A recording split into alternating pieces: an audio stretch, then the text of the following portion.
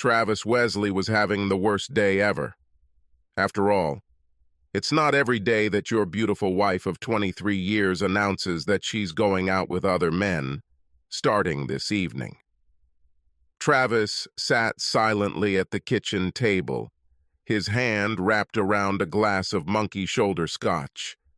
For 10 minutes, he didn't take a sip of the amber liquid. He just sat there, staring straight ahead, not seeing, not hearing, but definitely feeling a damn pain inside him. Travis knew there wasn't enough Alka-Seltzer in the world to make the pain in his stomach go away. He'd heard stories of other men's wives telling them they were going out with other men, but he'd always thought it was nothing more than an urban legend. How can a woman assume that her loving husband will allow her to date someone else, other men? He simply could not believe that a woman could be so heartless towards her own husband, so openly selfish in her desires. Of course, this happened on Monday, but it was a good day at the company where Travis worked, and he even walked out the door a few minutes after 5 in the evening, whistling a cheerful tune. Walking into the house, he was still feeling quite cheerful when he found his wife sitting at the kitchen table sipping a glass of red wine and a glass and bottle of his favorite whiskey, sitting in front of his usual seat. He dropped his briefcase and poured liquid into 3 fingers, then sat down in a chair. "What kind of mystery, Lauren?" Travis asked, noticing a crooked half-smile on his wife's face. His wife looked him straight in the eyes and grinned need. What he read in her eyes was not good. He shifted nervously in his chair. "Do you think I've been a good wife and mother all these years, Trav?" she asked, completely calmly. Travis furrowed his brow. His wife knew he was a quiet, thoughtful man, and could practically see the wheels turning in his head before he responded. "Yes, I think so. And what? Do you think I should receive some kind of reward for this?" she asked in the same expressionless tone. A few more seconds passed as Travis again carefully considered the question. Reward for fulfilling the duties of a good wife and mother? Should I be rewarded for being a good husband and father? Why the fuck are you asking me, Lauren? Travis asked irritably. "Travis, today I want to go on a date with another man," she said, calm as a lake on a perfect morning. Travis was glad to be sitting. He felt bile rise in his body. His thoughts were like a freshly wiped blackboard, completely blank. "Date?" he squeezed out with difficulty. "With another man?" Lauren looked at her husband as if he were a stupid child and nodded slowly. "Yes, with another man, Trav. I haven't been on a date with another man since you and I became exclusive 24 years ago. I have been a good wife to you, a good mother to your children, and I deserve a night with another man, a chance to try someone new, not someone to love, but someone for pleasure. Just sex," she said. "I'm 47 and I can't stay beautiful forever. I want to try more men while I am still a desirable woman and can have them with the snap of my fingers." Travis's lower jaw slowly dropped. He knew that he had understood his wife correctly, but of course she couldn't be serious, could she? He didn't even have to ask the question. Lauren nodded at him, as if reading his thoughts. "Damn," he muttered as she stood up from the table and headed up the stairs to the bedroom to change clothes. Walking downstairs, Lauren looked stunning in a little black dress that practically clung to her gorgeous body. In front, it had a cutout to the middle of a size 3 breast without a bra, and in length it barely reached the middle of the thigh. The makeup was light. A beautiful woman doesn't need much, and her long blonde hair was pulled back into a high ponytail. The spectacle was amazing. Lauren saw that at this moment, her husband was completely hers. Then, "I won't let this happen, Lauren," Travis said, standing up from the table. "I don't know what you're thinking and what you're doing, but you won't do this while remaining my wife." Lauren's bright smile turned into an ugly grin. "You won't ruin this evening for me, Trav. You can speak harshly, but you know that you will not divorce me because of this. Where will you find a woman like me if you let me leave you? Nowhere, and you know it. And the children will be angry with you for destroying our family. Suck it up, Travis. Let me have fun for a few years, and then it will be just you and me again, and we will grow old together. You know you love me. You don't want to be left alone for the rest of your life, while I have men to choose from." The sound of a car horn sounded. Lauren grabbed a small bag and walked over to Travis, trying to kiss him goodbye. Her husband shuddered as if from a slight shock and pulled away to the side. Lauren looked surprised and hurt for a moment, then her expression turned to anger. "I'll be back home. I don't know when," she said, leaving. He watched in horror as she walked out the door. Could his 23-year marriage be over? It looks like, he thought. Lauren didn't even look back at him as she walked out the door. Scientists have established a sad but true fact. People with good looks have an advantage in life over their more ordinary peers. They make friends more easily, they receive more attention, and teachers are more inclined to give them better grades. In Lauren's case, it worked that way, and only got worse when she turned 13 and her breasts fully developed. She quickly learned that if she batted her eyes and smiled, she could get almost any boy she wanted. And for those boys who were playing hard to get, she simply puffed out her chest a little, and the deal was sealed. Like virtually every boy she came into contact with, Travis fell under Lauren's spell almost from the first time he met her. His family moved to the city the summer just before he entered 8th grade. He met Lauren on the first day of school and was quickly captivated. Travis was a good athlete and was popular with other students. He eventually plucked up the courage to ask Lauren out on a high school date, and she accepted.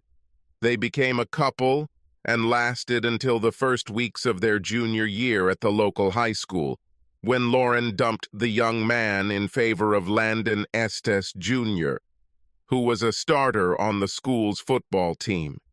Travis at that moment had a height of 1.63 meters and a weight of 50 kilograms, while Estes was 1.88 meters and 86 kilograms.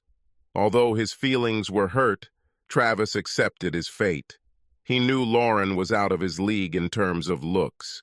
Heck, most of the boys at school weren't in Lauren's league when it came to looks. Because Lauren was dating a football player, she hung out with the popular kids at school. Travis was one of the faceless minions roaming the hallways. He dated and became friends with selected students, but did not communicate with Lauren Somas during his school years. He noted that the few times she came face to face with him, she acted as if he were a complete stranger. The first time it happened, he was angry, but then he learned to accept it. By his senior year, Travis had grown 23 centimeters and gained 18 kilograms. He was a handsome and athletic young man, but he was far from Lauren. Of course, few were like that. He came to the prom with his attractive but not spectacular girlfriend. That evening they gave each other their virginity. Lauren was the prom queen, and her date was the prom king. They also had sex after graduation, but before this event she was far from a virgin. Sometimes she was manipulated, sometimes she was manipulated. Sex was always on the menu for any guy lucky enough to date Lauren. After high school, Travis attended Michigan State University to study accounting. During his 4 years of study, he dated several girls, but he did not have serious romances. Lauren attended Central Michigan University and majored in marketing. She dated and slept with a lot of men during her college years, including a marketing professor when she needed to turn a B into an A. After years of being the object of desire, Lauren had become very good at the game. By pure coincidence, they both got jobs in Grand Rapids after graduating from college. About a year after graduating from university, Travis and several of his work colleagues were enjoying a Friday night at a popular bar and restaurant when Lauren walked in with two women. All heads immediately turned to look at the striking woman in the short green dress with a low neckline. Lauren barely paid any attention to it because at that moment it was expected and she was used to it. "Who is this goddess?" Steve White croaked to the entire table of colleagues. Without having time to think about his words, Travis reflexively replied, "This, ladies and gentlemen, is Lauren Soames, goddess and your humble servant's 8th grade girlfriend." Every head at the table turned from the woman to Travis, many of them with their mouths open. "Have you met her?" one of them asked incredulously. Travis winced in displeasure. He hated drawing attention to himself, any attention. "I was about 14. As soon as we reached senior high school, I was covered with a copper basin, and she ignored me all 4 years. As if I were the invisible man," he said quietly. "So do you at least have a good story about groping?" One of the women at the table joked. The whole team burst into cheerful laughter. This made Lauren and her friends look at each other. For a moment she thought she recognized one of the men at the table, but she wasn't sure. The trio sat down at a nearby table, with Lauren sitting facing the table of the man she considered familiar. "Dude, aren't you going to come over and say hi?" White asked. "Jesus, Steve, you're drooling." "Very unimpressive," said the first interviewee, Casey Gardello. "She pretended not to know me for 4 years." "I don't understand why she would remember me now," Travis said. Several heads nodded in agreement. Lauren continued to study the man, enjoying her food. Then she snapped her fingers and pointed at the man. "It's not good, Lauren," one of her friends said. "If you point at someone in a restaurant, you might get hurt in some places." She completely ignored her friend's remark. "I'll be right back," she announced. "I need to say hello to an old friend." Lauren practically jumped out of her chair and walked over to the table where Travis was sitting. "Trav, hello! Very glad to see you!" Lauren exclaimed, approaching him. Travis rolled his eyes at his friends and then turned to face his former classmate with a fake happy expression. "Lauren!" "It's good to see you," Travis said almost without emotion, rising to his feet. Lauren entered Travis's personal space and kissed him tenderly on the lips, placing her hands on his shoulders. His colleagues sat stunned. Travis, in turn, was also stunned. Lauren realized this and smiled at him with a not entirely innocent smile. She felt very comfortable playing this game, and she knew that he could not do it. "Let's go to our table. I'll introduce you to the girls," she said. She took his hand and practically dragged him with her to her table. He spent most of the evening with Lauren and her two friends. Before he left, Lauren took his cell phone, entered her own into it, and wrote down his number for herself.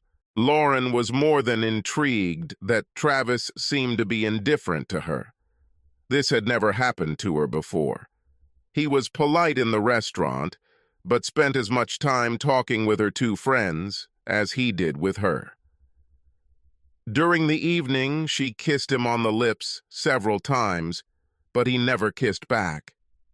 On Monday morning, Travis's work colleagues at the bar confronted him about his relationship with the goddess and were stunned when he told them he stayed at the bar for about an hour before heading home. 1. She's impressive, but she's 14 levels above me. I understand, he grumbled. I don't need such grief. Such distress awaited Travis in the parking lot at his workplace 2 days later when he was leaving work. He grumbled to himself as he saw her waiting for him by the car, although he had to admit that in a dress one size too small, she looked like sex on a stick. "Why didn't you call, Trav?" she asked in a quiet voice as he approached her. Travis tried his best not to widen his eyes as he looked Lauren up and down like a hungry man seeing his first meal in weeks. The low-cut top was unbuttoned all the way down to her cleavage, and the hem ended just about 5 centimeters below her crotch. "Damn it," he muttered to himself as she leaned forward to wrap her arms around his neck and press a kiss to his lips. He found himself defenseless as she pressed her body against him and his free hand wrapped around her body, reflexively grabbing her panty-clad buttock as her dress rode up. Her tongue, like a snake, slid into his mouth and attacked him, and he, throwing his briefcase, grabbed her other buttock, and the kiss dragged on indefinitely. After what seemed like minutes, the couple broke the kiss, and Lauren pulled her dress down again to cover her panties. Several of his colleagues, who stopped in shock, quickly got into their cars and drove away. They went to a restaurant located some distance from the city center and ate happily, although Lauren spent most of the lunch tugging at the bottom of her dress. Both Travis and the young waitress seemed to be enjoying her struggle. Travis was wary of Lauren, but he was only a man, and when a scantily clad goddess turns on her charm, he was toast, and the best he could hope for was to perform well in bed that night. "Oh my God," Travis whispered to himself, looking at naked Lauren for the first time. This woman was the goddess Travis had always imagined her to be. If this was going to be his only opportunity to give it his all, he had to be sure that he wouldn't miss his serve because lust would take over his feelings. Having had their fill, they lay face to face and looked into each other's eyes. Lauren smiled lecherously. "Apparently I screwed up big time a few years ago," she whispered. "You have amazing abilities. Who would have thought? If only I had known. We've lost several years, Trav." Lauren knew what was happening when it was right in front of her. Although Travis wasn't in her league in looks, he was still handsome, fit, and by the looks of it, had a good career ahead of him. He's also very good in bed. I thought she was talking to herself. Despite the fact that Travis had doubts about this woman, mainly related to her self-esteem, their relationship gradually improved. Her beauty is obvious, but he slowly fell in love with who Lauren was. I bought an engagement ring, but before proposing, they sat down and discussed their thoughts on fidelity. She had impressed him so far, but Travis wanted nothing left unsaid between them. "Obviously, I don't know much about your past." "I'm not going to ask about numbers or names," Travis said when they sat down at the table for a serious conversation. "What happened in the past will remain in the past. The same goes for me. But I need to know about the future. From now on, I want us to be exclusive. Fully. No ifs, ands, or buts. If you don't believe you can do this for us, I need to know now. If you can do it, well." He placed a small black box on the table between them. Lauren looked straight into Travis's eyes, then back at the box. "I will never cheat on my husband. Never." Travis opened the box. "I will never cheat on my husband. Never." Travis remembered these words. Apparently, his wife does not consider this cheating, since she warned him in advance. He knew that wasn't true. She hoped that he would take it that way, because if he didn't accept it.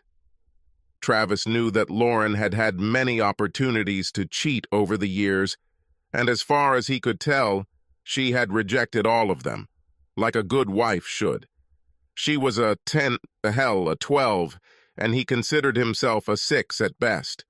This left plenty of room for someone closer to her physical level to sneak into the house and make a statement.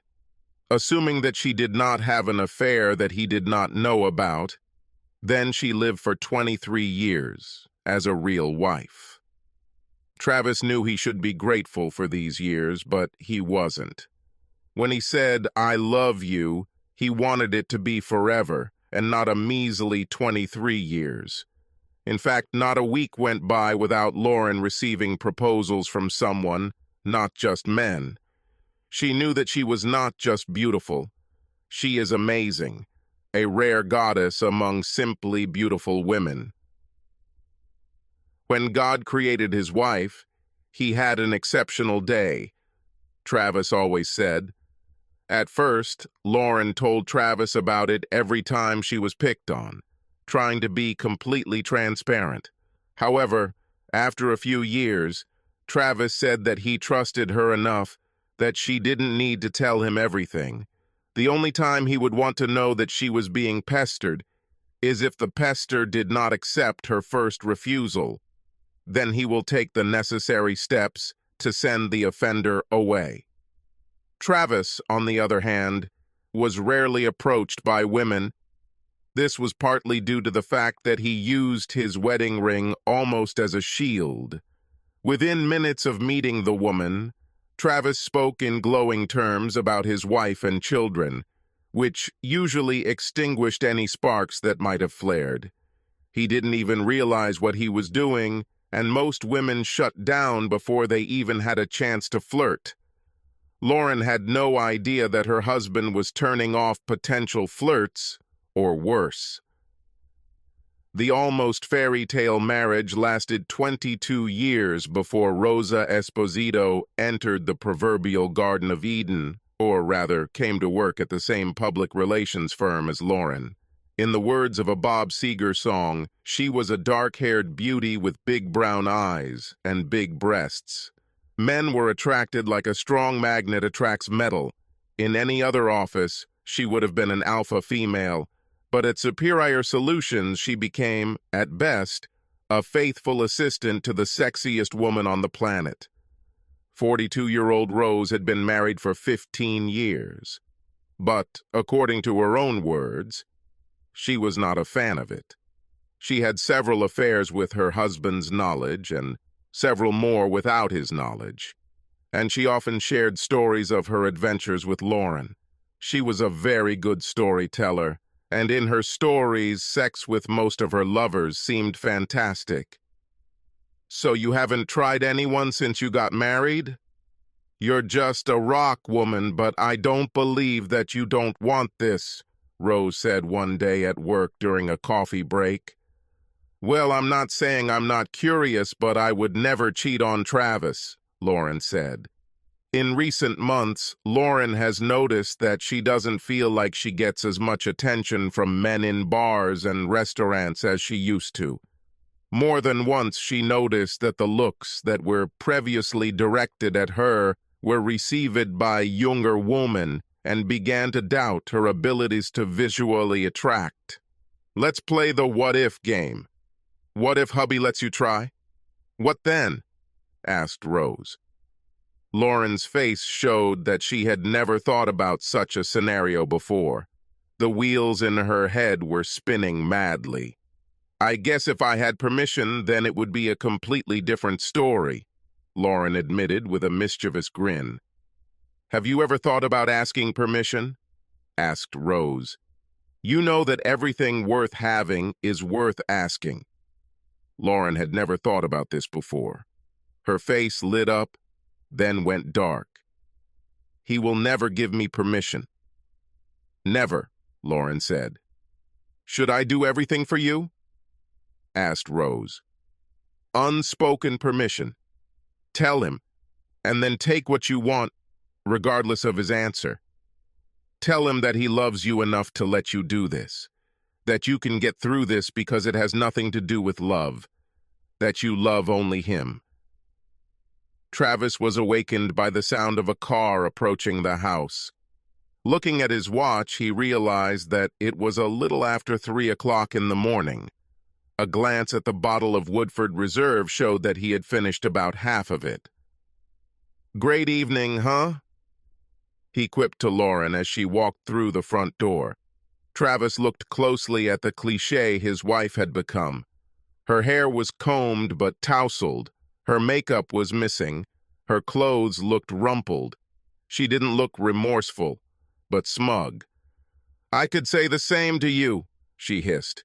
"You didn't have to wait, you know." "I am going to sleep. And you? Maybe. But never again in this life with you," he snapped back. Lauren gave him a look of disgust and headed up the stairs. Travis poured 3 more fingers of bourbon into his glass and went back to watching ESPN. Travis spent the night in his folding chair, half sitting, half lying, his stomach grumbling. Around 9, he finally got up from his chair and made himself breakfast. While eating, I heard the shower turn on in the master bathroom.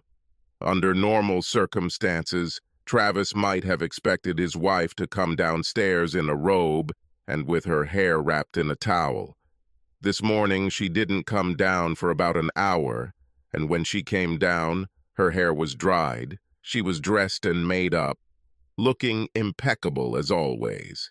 He expected nothing less. "Did you happen to leave me something to eat?" she asked. "I made a big pot of coffee, but cooked the food yourself. And since you're dressed at home, I think now is the time to talk," he said categorically. Lauren was surprised by how emotionless Travis seemed. She expected him to simply foam at the mouth and be irrational, which would make him easier to manipulate. Rational Travis will make the conversation much more difficult, she reasoned to herself. "Don't you want to know about last night?" she said quietly. Travis detected a note of superiority in her tone. Does she really believe he wants to know about how he was cuckolded? Hardly. "I want to know how you see our marriage moving forward," Travis said, his voice sounding no louder than hers. "As I said yesterday, I intend to try several other men over the course of several years. Only sex, no love. I only love you, but I want to try a few more men while I still have the looks and the body. I gave everything to you for 23 years, and I never had a thought about betrayal. I want the thrill of something unfamiliar. You're wonderful in bed, but I want some variety. Well, you know, have some other experience for a while, and then you and I will go off into the sunset together, and I will be grateful to you for this experience, and will spoil you exclusively for the rest of our days," Lauren said. Travis listened intently as Lauren spoke while preparing toast and jam for his coffee. He thought the way she buttered her toast while talking about the most important things in his life was rather dispassionate. He had so many questions. "Is it all because you want variety? Am I not enough for you?" he asked creakingly. She started to answer, but he interrupted her. "So you want to live in an open marriage for a few years, and then return to monogamy again sometime in the future? Does this mean I can date others too?" Lauren tried unsuccessfully to suppress her giggles. The idea of her sweet, quiet husband asking another woman out on a date was simply laughable. Travis was the most serious about marriage of any man she had ever met. However, if this is what it takes for him to agree, "In principle, yes," she answered. "Of course, I assume that for you it will also be just sex." Travis raised his eyebrows and shrugged. Lauren had no idea what this movement meant. However, she had an idea. So, would you like to go on a date with Rose? You know, a very nice woman from my office. I'm sure she'll be happy to agree, Lauren said, knowing that her friend would have no problem having sex with her husband, especially if it meant helping Lauren achieve her goal of having sex with other men and still being married. Travis looked puzzled. The lustful 21-year-old bachelor in him wanted to get Rose. The responsible 47-year-old married guy knew that he could not do this. I would be glad to have a date with Rose, but no, baby, thank you. That will make me as much of a traitor as you were last night, he said. Lauren's face, which had started to smile, suddenly turned into a grimace of anger. I am not a traitor, she screamed. Well, if you insist, baby, he said much more seriously than she could have expected. But I still don't agree to it. Well, come to your senses, baby, because I will do this even if you don't, she snorted.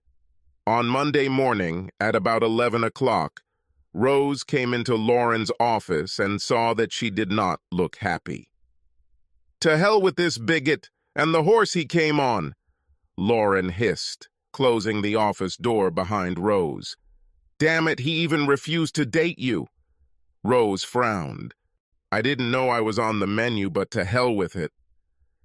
How could he refuse this? She said, stroking her body with her hands. How about a date? Did you have a good time or did Travis ruin everything? Asked Rose. The date was fantastic. Jonas definitely knows how to make a woman feel good, Lauren enthused. God, it's been so long since I felt another man. I definitely like the difference. Who do you think I should try next? They both laughed heartily. Lauren was encouraged by the fact that she was not immediately served with divorce papers. Since she and her husband had virtually no contact, she decided it would be wiser not to ask about his plans at all. Although he didn't tell his wife, Travis really didn't want to rush into a divorce. I hoped that she would quickly come to her senses and abandon her stupid plans to cuckold him. He believed that he could forgive her and they could forget about her misdeed if she stopped this nonsense. His hopes were boosted when Lauren didn't go on a date the following week, although he still didn't return to the bedroom and they still weren't communicating positively. However, the following Friday evening, Lauren was again dressed to the highest standards, apparently ready for a date. Are you seriously planning to do this again? With the same guy, or want to use someone else this week? Travis asked sharply. Damn, Trav, didn't you hear a word I said? It's not about you. It's about me and my desire to get something before I get too old to attract anyone. It's not that I want you less, I just want more and different. You know, people constantly pester me. I just want to enjoy it. I will always come back to you. What if I don't want you to come back to me? I won't share with you. I won't sit idly by while you have fun. I'm not made for this. I won't wait until you try half the male population of our city. When you had your first date, I wasn't sure yet, but I think I could survive it. Once it could be extreme stupidity, but twice it is extreme disrespect, extreme betrayal. Stay outside all night. Party all night. We're done. This is not why I was created on this earth. Wah, wah, wah, she said, making speaking movements with the fingers of her right hand. You don't want to lose me. It doesn't have to be an either-or situation. Last week, Travis instructed his lawyer to prepare all the necessary documents, hoping that they would not be necessary. He planned to call his wife on Monday morning, but first he needed to call his 2 daughters and tell them about it. Neither 21-year-old Jackie nor 19-year-old Michelle believed their father when he called them that evening, at least outwardly. But after talking with both, he discovered that his eldest daughter may not have just guessed that something was wrong. So, you knew she was going to create this nightmare and you didn't tell me? He shouted over the phone. You don't think I deserve to know what is going to happen? Please, Daddy. I found myself in a very difficult situation. One of you would not be happy with me one way or another, no matter what I did. Besides, it's her body. It doesn't belong to you. And if she wants to share it... Stop! Do not continue, Travis shouted.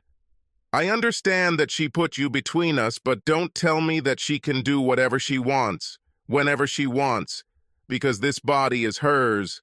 We, Dolly, vows. The oath abolishes speech about her body. I understand, but... She muttered briefly, and then fell silent. Damn, baby. I'm sorry, Daddy, she whispered.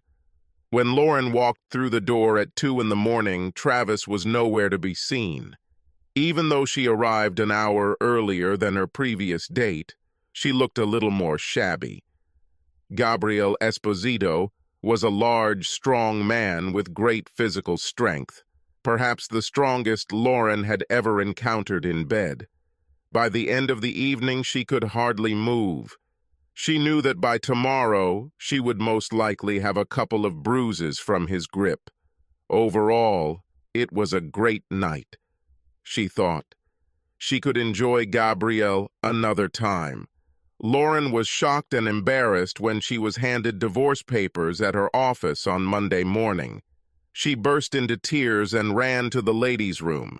A few minutes later, hearing the noise, Rose appeared. You should have known that he would at least give you the documents, Rose said.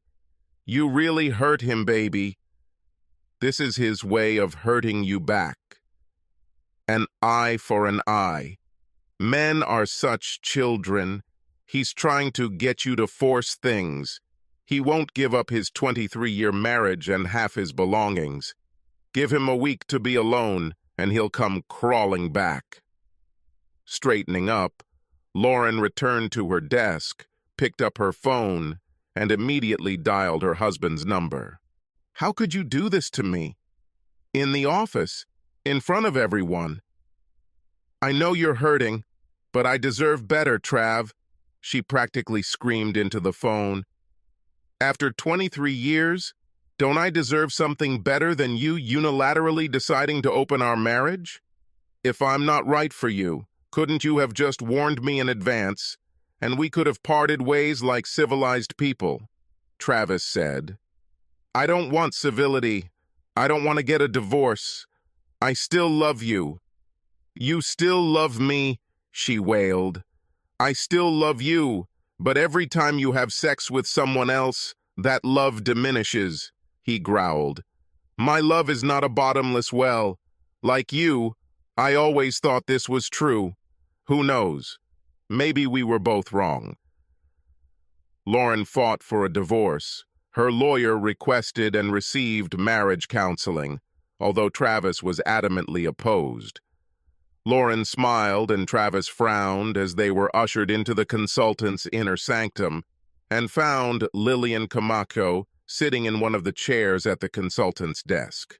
Data on marriage counselors shows that most believe their job is to reconcile divorcing couples, and female counselors seem to be biased in favor of women. The couple took 2 of the 3 empty seats at the table. The consultant cleared her throat to indicate that she was starting. I read both of your cases and saw both of your statements, Ms. Camacho began. Let's start with the simplest thing. Mrs. Wesley, did you really tell your husband that you were going to date other men for a few years? Travis tried his best to prevent the consultant from seeing his smirk. Lauren tried her best not to let the consultant see how shocked she was. She thought about lying, but then realized that she did not have a ready-made legend for this lie.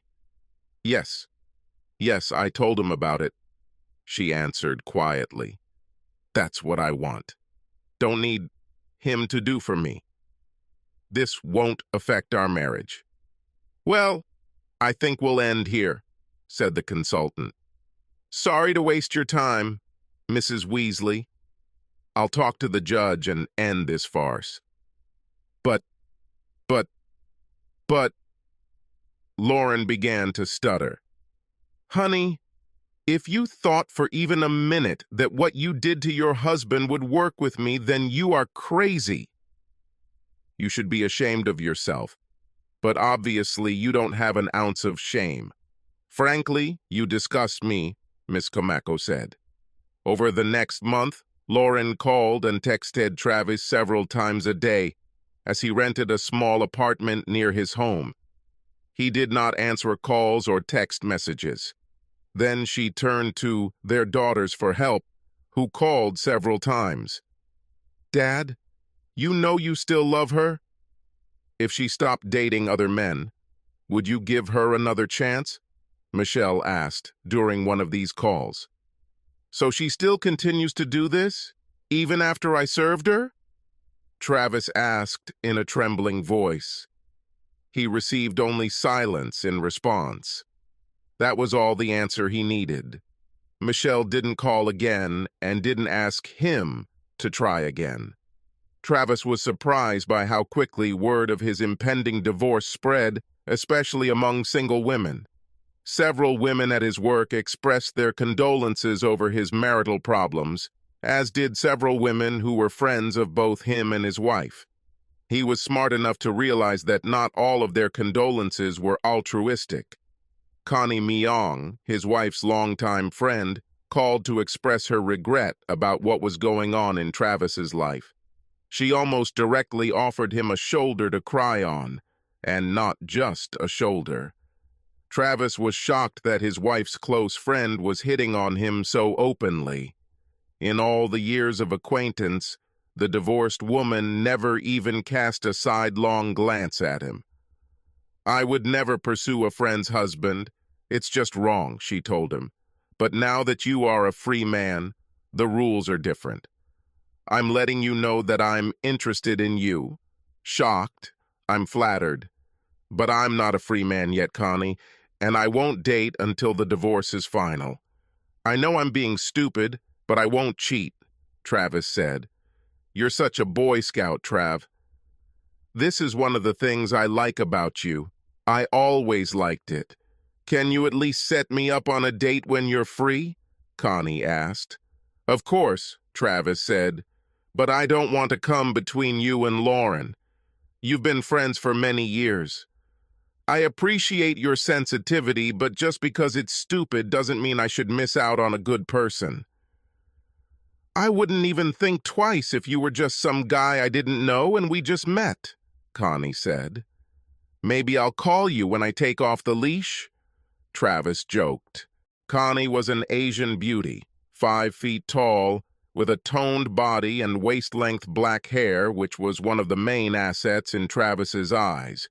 He admitted to himself that he was more than surprised that the woman showed interest in him. Travis was true to his word and called Connie the day his divorce became official. On Saturday evening, they went to a restaurant and then to a local jazz club. Connie noticed that Travis was feeling awkward and commented on it. I feel like an inexperienced 15-year-old, he replied.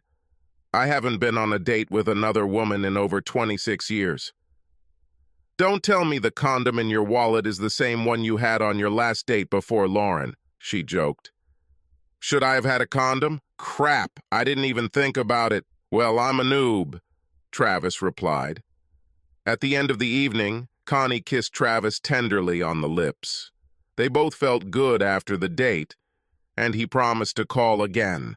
Travis didn't think much about taking off his wedding ring on the day the divorce was final, but apparently it was a big deal for unmarried women. Noticing the emptiness on his ring finger, several female employees took notice and commented on it. And suddenly the level of flirting in his office increased noticeably. This was new to him, and one day over lunch he told his best friend at the office about it. There are a lot of beautiful women in this office. How did I not notice this before? Travis asked. You, my friend, were just a terrible henpecked man, said Robert Ardito. You were so deeply in love with this woman that you didn't even look at other women as sexual beings.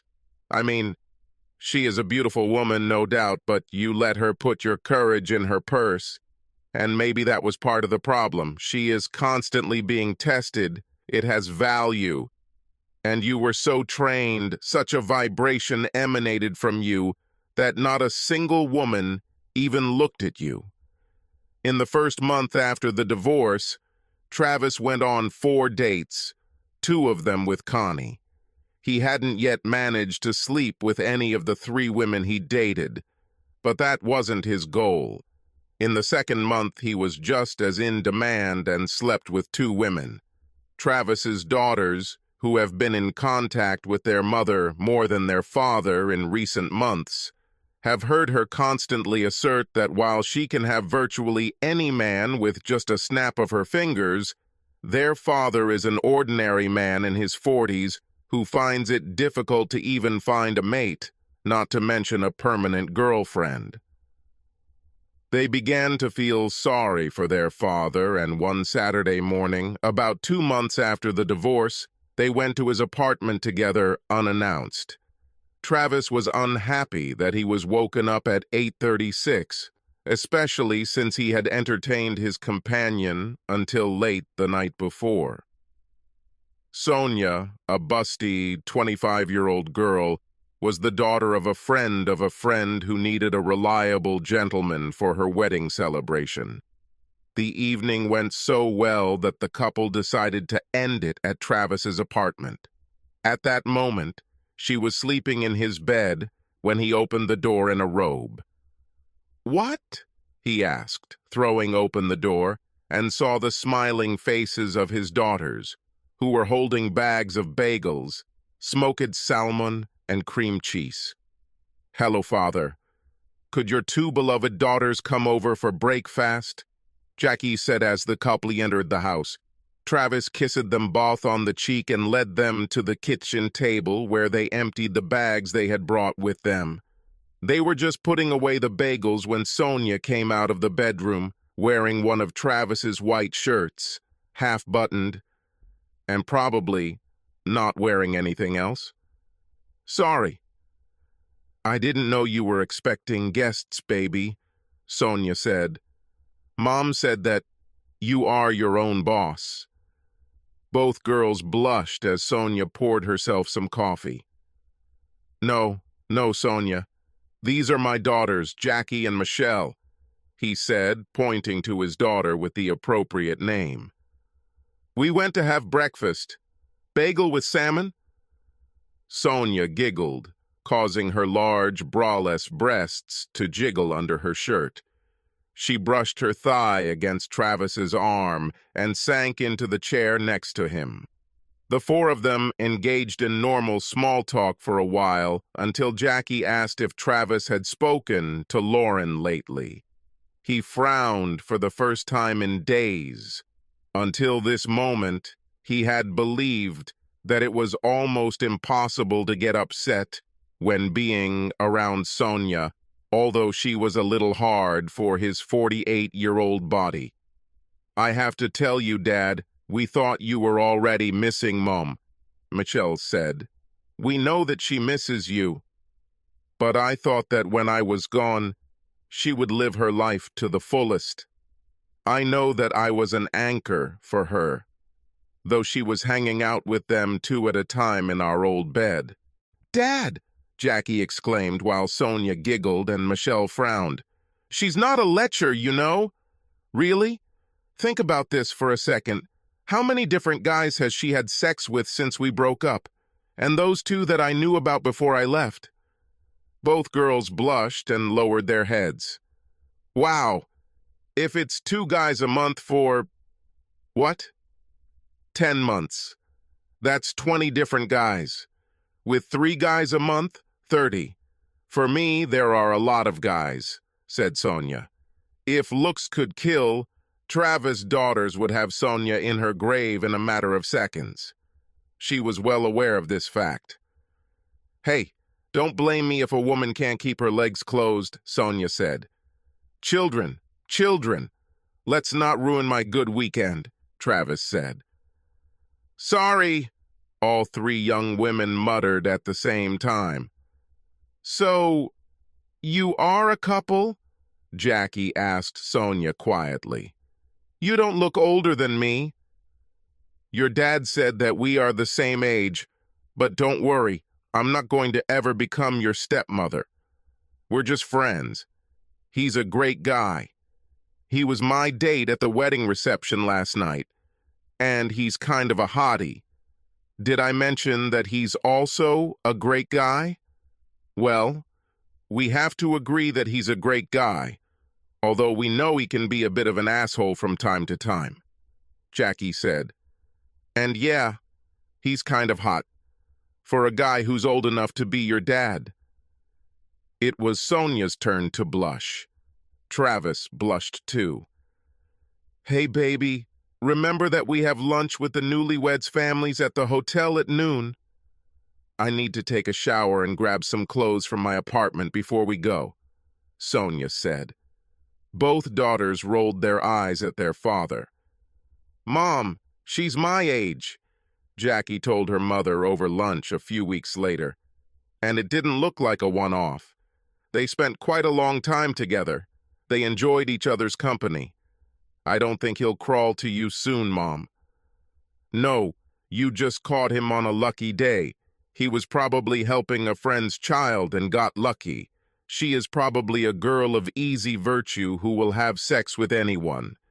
Your dad is a great guy, but he's not a stud, Jackie." Jackie raised her eyebrows at her mother. "You always seemed pleased with him, until you told him you were going to leave him. Why didn't you just cheat on him without telling him? Wouldn't that be a lot easier? You might as well have the cake and eat it too." "That would be cheating, Jackie, and if he caught me, well, then we would break up."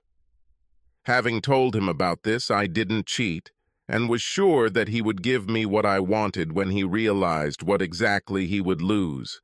I must admit I did not expect a divorce. I never thought he would have the guts to do it. Mom, I think you mistook love for weakness. And somewhere along the way, you decided that everything depended solely on you. Was it all worth it? For the first time, Lauren's face showed the stress of what she had to endure. From Rose's lips, everything sounded much better than it actually turned out to be. She couldn't tell her daughter that the sex was normal, but no, it wasn't worth it. She also couldn't tell her daughter that she never thought that Travis would do anything other than sit around and pine for his beautiful ex-wife. She was so self-absorbed that she had no idea that a handsome, if not gorgeous man, with great character, intelligence, and a solid job could be very attractive in the singles market. And not just for middle-aged women. She knew that after the divorce, her ex-husband dated several women, including her old friend Connie, and now with some young woman of easy virtue, the same age as their eldest daughter. Instead of sitting at home and mourning his past life, he goes on dates like a single 20-year-old and gets more attention than he deserves. She didn't tell Connie when she found out her friend was dating her ex for the first time, figuring it was some kind of pity date, but the second date was completely unnecessary, and she told Connie privately, in a rather loud tone. "I thought we were friends, Con," Lauren said. "You should be on my side. We girls have to have each other's backs. But he didn't do anything wrong to you, Lauren. And he is a good guy. Great. He is everything I want in a man. Why don't I date Trev? Hell, women are lining up to go on dates with him. He's prime-age beef on the hook, girl. And he is a great gentleman. And great in bed, too. I will go on a date with him any time he invites me. How could you drive such a man away? Lauren silently stared at her friend with her mouth open. She was just beginning to realize that her mistake was growing by leaps and bounds. She loves Travis and hates coming back to an empty house at the end of the day. She hates sleeping alone at night. Travis, of course, could not have imagined that his life would become so exciting. He would be quite happy if his old, boring life remained as it was. But other than that, life suited him quite well. Work is good, social life is great. He enjoys being with several women of different ages, and most of his dates end in bed. He's certainly not looking for a long-term partner at the moment, but he sure enjoyed the smorgasbord. There is more to life than just being married to a beautiful woman. Marla Goodling's shoulder-length silver hair had several streaks of purple in a ponytail that came out of a hole in the back of her Chicago Cubs baseball cap. Her Blue Cubs t-shirt was perhaps a size too tight on her ample chest, and her light blue Levi's were as tight as most of the 20-year-olds in the stands, despite the fact that she was 60 years old. In the left field bleachers at Wrigley Field, she drew more than her fair share of starers. One of the people looking at her appraisingly was the man she was with, Travis Wesley, the ex-husband of one of her long-team employees, Lauren Wesley. He and Travis attended a Cubs game as part of a weekend trip to Chicago. Marla worked with Lauren Wesley for over 15 years. I met Travis at several corporate events where he accompanied his then-wife and always thought he was a handsome and pleasant guy. She knew that she and Lauren had divorced about 2 years ago. Marla had been a widow for about 5 years. Her longtime husband had died in a car accident. During this time, she went on only one date, after which she decided to find out Travis's phone number. Yes, Travis remembered her. He thought it was hard to forget a woman who seemed to exude both style and beauty. He would like to go to dinner with her. Absolutely, he replied. This was several months before this moment. The first date took place in an expensive restaurant, after which there was a concert at the Philharmonic, and tickets for the concert were provided by Marla. The evening ended with them kissing at the front door of her house. The second date was a Saturday hike on the trail, and the woman giggled several times when a clearly tired Travis had to take short breaks during the day. It appears she and her late husband were avid climbers and hikers, and although Travis thought he was in good shape, it turns out he was wrong. He also learned that Marla had a toned body for an older woman and mesmerizing gray eyes. The date ended with Marla and Travis making tender love on the rug in the living room of her home, after they had a steamy make-out session on the sofa. She intrigued him with her combination of wealthy class and girl-next-door freshness. Marla happily agreed when Travis suggested she spend the weekend sightseeing in Chicago as part of their third date. On their first date, Marla told Travis that she had no intention of telling Lauren that they were dating. If asked, she would not have denied it, but she was not going to advertise this fact. Marla also told Travis that Lauren told her co-workers that she and Travis were getting a divorce due to irreconcilable differences. Travis told Marla the same story he told everyone else. Lauren had cheated on him with at least 2 different men. He didn't elaborate further. In the 2 years since his divorce, Travis has developed several strong relationships and enjoyed what he considers an amazing sex life. All of his partners had a good opinion of him, and some of them hoped that they would be considered when Travis decided to trust women again and get married. Lauren worked in a different direction. As she told her then-husband before their first date, she was simply looking for sexual satisfaction, while she still had the looks to attract almost any man. She was not looking for an emotional relationship like most of her partners. This major difference between the two ex-partners will be a problem for Jackie. She and her mother were deep in preparations for the upcoming wedding, which her father was happily paying for, when Lauren told her daughter that she thought both parents should attend the wedding unaccompanied so there would be less tension. Jackie quickly agreed with this idea and conveyed it to her father that same week when they chatted over lunch. "Does this brilliant idea come from you or from your mother?" Travis asked sternly. "I plan to bring a lady with me. I'm paying for this holiday, and I'm going to have a lot of fun with the one I bring. Hell, I've been taking dance lessons for about a year now, ever since you announced your engagement. Have you taken dance lessons? Seriously? Just for my wedding? This is so cute. But..." "No buts, Jackie. She apparently doesn't have anyone she considers close enough to invite, so she's trying to put pressure on me. And again, she acts like a selfish bitch and tries to manipulate the situation in her favor. Sorry, baby, but I won't be showing up to my daughter's wedding without a date. If you don't have the courage to tell her about it, then I certainly will. She can go alone or take a gentleman with her. That's her business." "I'll bring the lady with me," Travis said. "Got it, Dad? I will tell her. Your point is correct, and I really want to see you dance. But could you still bring someone older than me?" "I can do this, baby, but you really should watch how Sonia and I dance." Travis smiled widely and received a wide smile in response. Travis took Connie Meong with him to the wedding.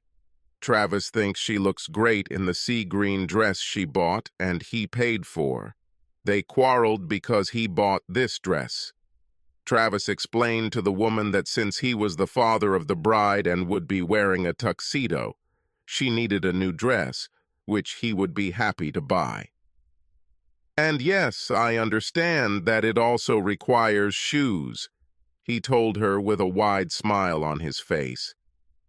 Walking his eldest daughter down the aisle was one of the greatest and worst experiences of Travis's life.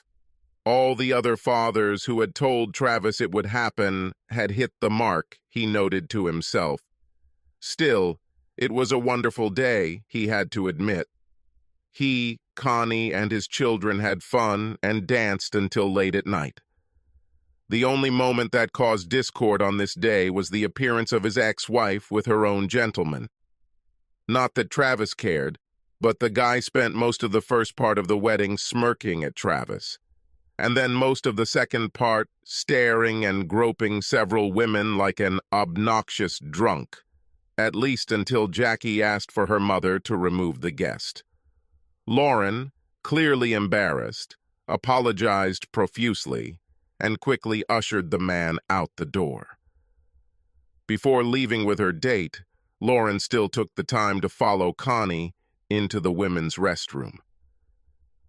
"You're the bitch who stole my man," she said to Connie when they were in the toilet. "I'm sorry, but I've never stolen a man from anyone," Connie answered. "He divorced you before we even started dating. You have no one to blame for this divorce but yourself. You threw away a great man for cheap sex." Lauren's face turned purple. Her eyes, which had initially been staring intently at the other woman, suddenly dimmed. She lowered her head and stood motionless as Connie walked out the door. Connie never said a word to Travis or the family because she didn't want to ruin their special day. A few months after the wedding, Michelle visited her father and seemed restless. Travis watched her for a moment before asking the question. "Okay, Mitch, what's going on? You've been kind of nervous all evening." Michelle blushed deeply and began to stutter. Travis knew something was very wrong. Dad, you know, Mom talks about getting back together with you from time to time. About how she will win you over when she stops having sex with other guys. You two, Didn't have sex or anything, did you? She asked. My sex life is none of your business, young lady, Travis snapped. But no, I didn't. Sleep with your mother. And what? Yes, the fact is that she has a venereal deceased dad. I heard the end of her conversation with her friend Rosa, and she said that she had syphilis, Michelle said quietly, without looking her father in the eyes. Travis looked surprised and then sad, as Michelle watched him out of the corner of her eye. I guess you're telling me this because you're worried about me, Travis said. But it is standard state policy to tell all possible recipients of the disease that they need to be tested. I did not know that. I was just worried about you, Dad, she said. I know Mom is still sleeping around. Several of my friends warned me that she was quite slutty. It's always awkward when a friend tells you that your mom isn't perfect.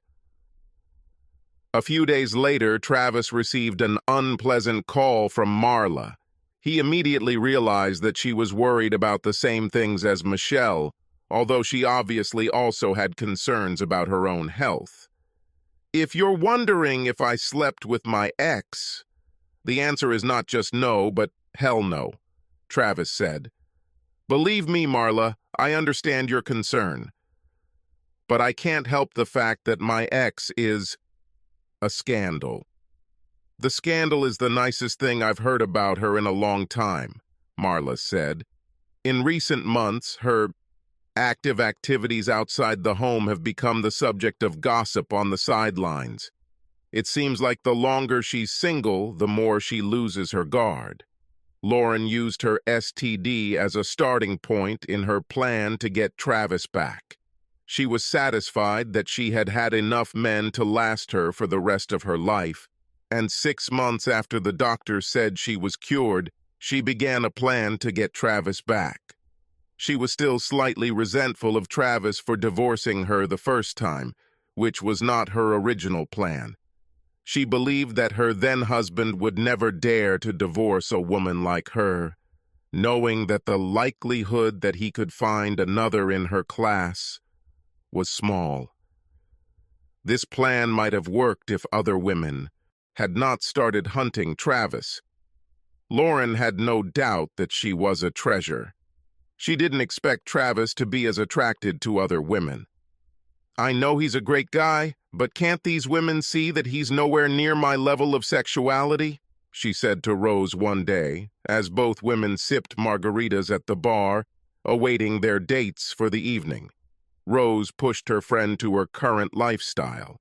She knew that Travis was quite handsome, but she greatly underestimated the depth of his personality, also because he always obeyed his wife. She expected Travis to just sit around and mope while his wife had fun with other men. Who knew that Travis had such an inner core? Lauren and Rose had been keeping an eye on Travis since Lauren gave him the ultimatum. And in truth, it turned out that his post-divorce sex life was almost as intense as Lauren's. If Lauren had been more honest with herself, she might have admitted that her ex-husband's sex life seemed to be much better from an emotional standpoint. Travis went on dates and seemed to genuinely have fun with his partners. Lauren only had sex with her own people, although not with any of them after contracting an STD. She noted that it was a long lull. Maybe it's time for him and Travis to get back together, Lauren concluded. Travis was more than surprised by the voice on the other end of the line. He hasn't spoken to his ex-wife for almost 2 years. One of his daughters must have given her his new cell phone number. He did not forbid them to do this, but said that he did not consider it necessary to ever speak to her directly again. "Hi, Trev," she purred in her sweetest tone. "I think it's time for us to talk. And I thought we shouldn't talk until Michelle got married. But since this is not yet the case, maybe we will return to silence again," Travis said. Still the same Travis. Still trying to deny that you love me. But you know what you love. You know you want me back. Still the same Lauren, he replied. You still think that everything revolves around you. Look, Trav, I know you're still mad at me, but I really love you. I probably should have just cheated on you and kept you in the dark, but that would have been cheating. It was still cheating, Lauren. Just because you told me you were going to do it doesn't make it any less real. You did it because you thought I would never give up on you. Do you think I'm that pathetic? Travis said. I know you think you're a 10, hell, a 12, but more than that, you're gorgeous. I don't have to live in your shadow. As the last few years have shown me, I am not just the husband of a beautiful woman. Other women want what I have to offer and are willing to repay me emotionally. My last few years have been absolutely wonderful. Why would I want to date a selfish woman again who clearly doesn't respect me? And, no matter what she says, doesn't love me the way I loved her. Loved here in the past tense. After disconnecting, Travis put down the phone and turned to the woman next to him. Are you ready for the second round? He asked Sonia. Sonia eventually found her soulmate and married him, but Connie and Marla continued their relationship with Travis. He fell in love with both of them in his own way, but never married again. They also loved him in their own way, and both women accepted this relationship together. Moreover, a few years later, both were invited to attend the wedding of his second daughter, Michelle, with Travis. This did not please Lauren, who did not invite her boyfriend to the wedding. She complained to her daughter, but Michelle did not support her. After me, Jackie and her family, Connie and Marla, are the two closest people in the world to Dad, Michelle answered. They love Dad for who he is and put him above their own selfish interests, which not everyone can say about themselves. He was yours, and you left him for more sex. Why? Simply because she was afraid of getting old and thought that he had no other options, that he will never give up on you, not for anything and not for anyone. Travis was happy with his life, even if it wasn't his first choice. He left a situation that he considered unacceptable. Lauren's life was not one of loneliness and remorse. After all, she was still a beautiful woman, and beautiful women often just need to show up for men to start hitting on them. Lauren was often approached and had quite a few short-term relationships. However, none of them developed into anything long-term. Looking back, Lauren had to admit that she regretted telling her then-husband that she was going to leave him only because she still couldn't come to terms with the fact that Travis had given up on her so easily. How could she have miscalculated so badly, she often wondered to herself. She was a 12 out of 10, but he was only a 6. It shouldn't have ended like this. Subscribe to our channel so that your second chaff doesn't cheat on you, and go ahead and listen to the next story, because this story is nothing compared to the next one. If you're under 18, don't even think about listening to the next one.